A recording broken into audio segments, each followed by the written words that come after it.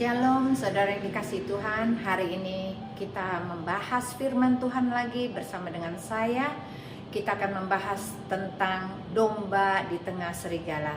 Tetapi sebelum kita memulainya, baiklah kita akan berdoa terlebih dahulu. Bapa dalam surga, terima kasih hari ini kami boleh membahas tema yang baru tentang domba di tengah-tengah serigala. Kami percaya Tuhan akan berbicara kepada kami untuk menjelaskan apa maksudnya dan apa yang menjadi isi hatimu, supaya kami belajar lebih lagi Tuhan, mendengar suaramu, belajar daripadamu. Terima kasih, urapi hambamu untuk bisa mempermuliakan namamu. Di dalam nama Yesus kita semua yang sudah siap diberkati Tuhan, kita semua katakan amin. Puji nama Tuhan. Saudara yang dikasihi, saat-saat ini kita sering melihat di dalam gereja, ternyata di dalam gereja itu ada 3 macam jemaat. Yang pertama adalah kemungkinan jemaat itu adalah serigala. Kenapa serigala? Karena jemaat tersebut masuk ke dalam gereja tidak berniat baik. Dia menipu sana sini, bahkan pendetanya sendiri ditipu. Dia punya maksud untuk mengambil keuntungan bagi dirinya sendiri. Inilah tipe jemaat serigala. Tipe yang kedua adalah tipe kambing. Siapakah yang menjadi tipe kambing? Yang menjadi tipe kambing adalah orang-orang Kristen yang sudah menerima Yesus tetapi hidupnya tidak berubah. Selalu hidupnya menanduk-nanduk dan tidak mau taat. Selalu berontak dan berontak. Inilah yang menjadi karakter daripada jemaat gereja kambing. Dan yang ketiga adalah jemaat gereja domba. Apakah bedanya antara kambing dengan domba? Karena domba adalah menjelaskan bahwa binatang ini sangat-sangat taat, sangat-sangat lugu, sangat-sangat patuh kepada gembalanya. Hari ini kita membahas tentang domba di serigala. Siapakah domba? Tentunya Tuhan bermaksud untuk memakai engkau dan aku, supaya saat-saat ini di tengah-tengah hiruk pikuk dunia ini, di tengah banyak scam, di tengah-tengah banyak penipuan, di tengah banyak pinjol, di tengah banyak kejahatan, engkau dan aku, kita adalah domba di antara serigala ini. Apa yang harus kita lakukan? Mari kita akan belajar firman Tuhan. Kita lihat ayatnya. Lukas 10 ayat 1 sampai dengan 3 berkata begini. Kemudian daripada itu Tuhan menunjuk 70 murid lain, lalu mengutus mereka dua-dua mendahulinya ke setiap kota dan tempat yang hendak dikunjunginya. Katanya kepada mereka, tuaian memang banyak, tetapi pekerja sedikit. Karena itu mintalah kepada Tuhan yang punya tuaian supaya ia mengirimkan pekerja-pekerja untuk tuaian itu. Pergilah, sesungguhnya aku mengutus kamu seperti anak domba di tengah-tengah serigala. Firman Tuhan mengatakan kita seperti anak domba. Anak domba itu adalah makanannya serigala. Jadi hati-hati kita itu seperti anak domba di tengah serigala, siap-siap untuk diterkam.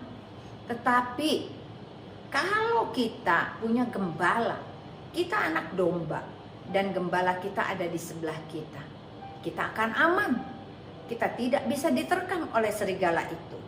Oleh karena itu betapa pentingnya engkau ada di dalam perlindungan Tuhan. Siapakah orang yang aman dalam perlindungan Tuhan? Adalah orang yang mengerti hidupnya diberikan kepada Tuhan. Orang yang sudah menerima Kristus tetapi hidup di dalamnya. Karena Tuhan Yesus berkata begini, aku berdiri di depan pintu dan mengetuk. Barang siapa yang membukakan pintu, aku akan masuk, duduk makan bersama dengan dia dan dia bersama dengan aku. Berarti kalau kita adalah anak domba, jemaat seperti anak domba, membuka hati kita, mempersilahkan Tuhan Yesus masuk ke dalam hati kita. Makan pagi bareng, makan siang bareng, makan malam bareng. Berarti kita sudah ada penjaganya. Tidak mungkin kita akan diterkam oleh serigala kalau kita ada di dalam Yesus. Yesus ada di dalam kita. Pertanyaannya, kenapa banyak orang kalah? Kenapa mereka masuk ke dalam pencobaan dan mereka selalu di situ lagi. Bahkan mereka merasa imannya up and down. Mengapa seperti itu? Karena jangan-jangan Yesus tidak ada di hatimu. Mari kita cek. Kalau Yesus ada di hati kita, kita akan menyapa dia pagi hari. Kita akan menyapa dia siang hari. Kita akan menyapa dia malam hari. Karena tidak ada seorang pun yang mengundang tamunya, membiarkan tamunya di ruang tamu tanpa mengajaknya makan. Seperti begitu Roh Kudus di dalam kehidupan kita. Pada saat engkau mengundang Roh Kudus masuk ke dalam hatimu, mungkin Roh Kudus sedang duduk di ruang tamu. Lalu tetapi karena engkau tidak pernah panggil dia, tidak pernah panggil namanya, selamat pagi, untuk bisa makan bersama, curhat bersama, bicara bersama, siang juga tidak dipanggil, malam juga tidak dipanggil, maka apa yang terjadi? Roh Kudus itu keluar dari hatimu, sehingga engkau merasa sendirian. Hidupmu merasa hampa, hidupmu tidak ada sukacita, bahkan sakit penyakit, duka nestapa menimpa engkau berkali-kali. Oleh karena itulah, inilah jawaban yang harus kita lakukan. Mari kita lihat ayatnya. Hal yang pertama kita harus bisa belajar hari ini adalah Tuhan memberi kuasa. Lukas 10 ayat 17 berkata begini. Kemudian ke-70 murid itu kembali dengan gembira dan berkata, Tuhan, juga setan-setan takluk kepada kami demi nama-Mu. Lalu kata Yesus kepada mereka, aku melihat iblis jatuh seperti kilat dari langit. Sesungguhnya aku telah memberikan kuasa kepadamu untuk menginjak ular dan kalajengking, dan kuasa untuk menahan kekuatan musuh sehingga tidak ada yang dapat membahayakan kamu. Ingat, Tuhan bilang Tuhan sudah memberikan kita kuasa. Mengapa kuasa itu bisa ada pada kita? Karena ada Yesus di dalam kita, makanya kita punya kuasa. Kalau Yesus tidak ada di dalam kita, engkau tidak punya kuasa, engkau kalah. Karena hal yang pertama yang harus kita ingat adalah kita harus mengasihi Tuhan Allah Bapa kita dengan segenap hatimu, dengan segenap jiwamu, dengan segenap akal budimu, dengan segenap kekuatanmu. Maka yang terjadi adalah Tuhan masuk ke dalam hatimu dan engkau menjadi sangat-sangat kuat. Iblis tidak bisa menaklukkan engkau. Itu kita melaksanakan hukum yang pertama. Dan yang kedua adalah kita melaksanakan hukum yang Tuhan mau, kasihilah sesamamu manusia seperti dirimu sendiri. Nah, ini yang harus kita pahami, apakah kita sudah lakukan dan kita simpan dalam hati kita. Kalau kita mengasihi Tuhan cuma 50%, maka yang terjadi 50% adalah celah iblis untuk masuk ke dalam kehidupanmu. Oleh karena itu engkau tidak pernah menang. Hati-hati, ingat sekali lagi, Tuhan memberikan engkau kuasa. Kalau Roh Kudus turun atasmu, ada di dalammu, engkau bisa menaklukkan setan, menginjak-ninjak iblis dan kalajengking. Jangan takut, jemaat Tuhan yang dikasihi, kau harus bangkit, kau harus jadi pemenang. Tidak boleh kalah dalam pencobaan. Jangan lagi kita tertipu oleh tipu muslihat iblis. Jangan jadi serigala, jangan jadi kambing, tapi kita harus jadi dombanya Tuhan. Mari, hal yang kedua yang kita mau belajar, orang-orang munafik. Nah, kita lihat, kita harus melihat kiri kanan kita.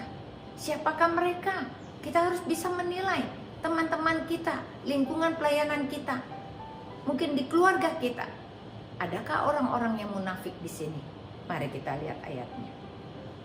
Matius 23 ayat 27 dan 28 berkata gini, celakalah kamu hai ahli-ahli Taurat dan orang-orang Farisi, hai kamu orang-orang munafik, sebab kamu sama seperti kuburan yang ditabur putih, yang sebelah luarnya memang bersih tampaknya, tapi sebelah dalamnya penuh dengan tulang belulang dan berbagai jenis kotoran.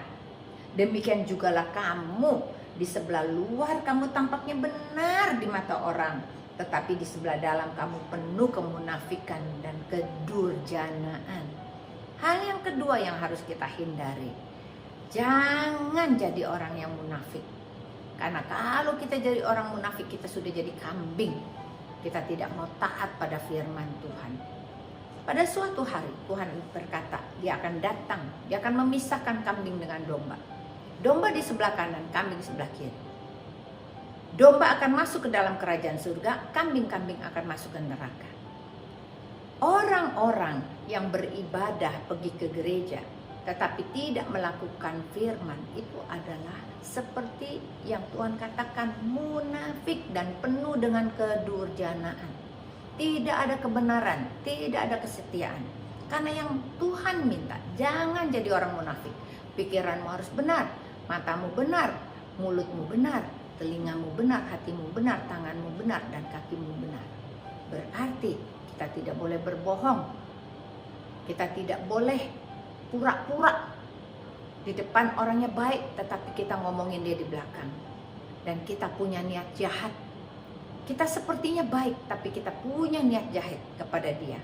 Ini adalah orang-orang munafik. Walaupun Tuhan Yesus berkata, engkau pergi ke gereja, engkau bahkan sudah menjadi ahli Taurat dan orang Farisi, dan diagungkan dan dihormati. Hati-hati. Ini berbicara tentang hamba-hamba Tuhan. Jangan sampai engkau terjatuh, jangan sampai engkau tersesat. Karena tuntutan bagi hamba-hamba Tuhan adalah hidup dalam kebenaran, hidup dalam kekudusan, hidup dalam ketaatan firman Tuhan, dan mengasihi dia dengan segenap hati, segenap jiwa, mengasihi sesama manusia seperti diri sendiri. Hal ini harus ada di dalam setiap anak-anak Tuhan yang dianggap domba-domba, sehingga hidupmu aman dalam lindungan Tuhan. Engkau aman dalam perjalananmu, engkau aman dalam semua bisnis yang engkau lakukan, karena Tuhan menyertaimu, bahkan akan memberkati engkau pada saat engkau tidur. Saudara yang dikasihi Tuhan, memang tidak mudah untuk melakukan kebenaran. Tidak semudah apa yang gampang dikatakan. Tetapi ingat, lawanlah iblis, dia akan lari daripadamu. Untuk menjadi benar, berarti kita tidak mau dengar suara iblis. Untuk bisa menjadi kudus, kita harus menjaga kekudusan kita, menjaga tingkah laku kita, mulut kita. Untuk benar-benar hidup dalam ketaatan, berarti kita setia dalam membaca firman Tuhan setiap hari. Setiap hari menjadi dupa harum di hadapan Tuhan. Itu adalah harga yang kita bayar. Dan kita melakukan kekudusan di dalam kehidupan kita, supaya hidup kita penuh dengan sukacita, dengan memuji dan menyembah Dia, dan banyak-banyak berdoa. Orang yang suka berdoa aman dalam perlindungan Tuhan. Ini hal yang kedua, jangan jadi orang munafik. Kita lihat lagi yang ketiga, Tuhan akan menepati janjinya. Ini hal yang ketiga. 2 Petrus 3 ayat 9 sampai dengan 10 berkata begini, Tuhan tidak lalai menepati janjinya. Sekalipun ada orang yang menganggapnya sebagai kelalaian, tetapi ia sabar terhadap kamu, karena ia menghendaki supaya jangan ada yang binasa, melainkan supaya semua orang berbalik dan bertobat. Tetapi hari Tuhan akan tiba seperti pencuri. Pada hari itu langit akan lenyap dengan gemuruh yang dahsyat, dan unsur-unsur dunia akan hangus di dalam nyala api, dan bumi dan segala yang ada di atasnya akan hilang lenyap. 2 Petrus 3 ayat 13. Tetapi sesuai dengan janjinya, kita menantikan langit yang baru dan bumi yang baru, di mana terdapat kebenaran. Sekali lagi, Tuhan berbicara tentang kebenaran. Hanya orang yang benar bisa menantikan langit yang baru dan bumi yang baru. Ini janji Tuhan. Tuhan tidak akan lalai menepati janjinya, karena Tuhan minta tidak ada seorang pun yang binasa, tetapi semuanya diselamatkan, dan mereka yang berdosa itu bertobat. Karena hari Tuhan akan datang seperti pencuri. Tiba-tiba Tuhan Yesus akan datang. Percayakah engkau bahwa hari Tuhan itu segera akan datang? Cepat sekali akan datang. Tanpa terasa Tuhan Yesus datang tiba-tiba. Sudahkah engkau siap? Sudahkah engkau mempersiapkan hatimu? Sudahkah engkau menjadi dombanya Tuhan? Jangan menjadi kambing. Kambing adalah orang-orang Kristen KTP yang datang ke gereja KTP tetapi hatinya tidak melekat sama Tuhan. Domba mendengar suara gembalanya, dan gembala mengenal domba-dombanya. Apakah engkau dikenal oleh gembala kita? Apakah engkau selalu rajin datang menghadap dia dan berteriak kepada dia dan selalu bersyukur kepada dia? Engkau bisa berteriak kalau dalam bahaya, maka Tuhan Yesus akan datang. Tadi dikatakan bahwa Yesus tidak keluar-keluar lagi dari hati kita. Dia makan pagi, dia makan siang, makan malam bersama dengan kita. Siapakah lawan kita? Tidak ada pencuri yang masuk ke dalam hati kita kalau ada Tuhan di situ. Kenapa kita sering lengah? Kenapa kita lalai? Kenapa kita jatuh dalam dosa? Karena Sang Penjaga itu tidak ada di hati kita. Biarlah hari ini kita merenungkan kembali seluruh segi kehidupan kita, supaya setiap orang yang mendengar firman Tuhan ini diberkati oleh Tuhan. Mari kita berdoa. Bapa, terima kasih untuk firman-Mu yang menjelaskan kepada kami begitu clear bahwa kami hidup dalam kebenaran. Hanya dengan hidup benar penuh dengan Roh Kudus, kami dibenarkan, kami menjadi dombanya Tuhan. Kami bisa mendengar suara Tuhan, Tuhan mengenal kami. Jangan biarkan iblis menipu kehidupan kami sehingga kami berubah menjadi kambing yang tidak taat, atau berubah menjadi serigala yang sangat jahat. Oleh karena itu, biarlah hari ini Tuhan, barang siapa yang mendengar firman ini, hidupnya diubahkan, hidupnya dipulihkan. Bahkan mereka siap untuk menantikan kedatangan-Mu yang kedua kali. Engkau akan beri mereka kekuatan atas setan-setan, dan mereka akan kalahkan musuh dan menginjak kalajengking. Karena Roh-Mu yang ada di dalam mereka lebih besar daripada roh-roh dalam dunia. Terima kasih Bapa, hanya di dalam nama Yesus kami sudah berdoa dan bersyukur. Haleluya, amin. Tuhan Yesus memberkati.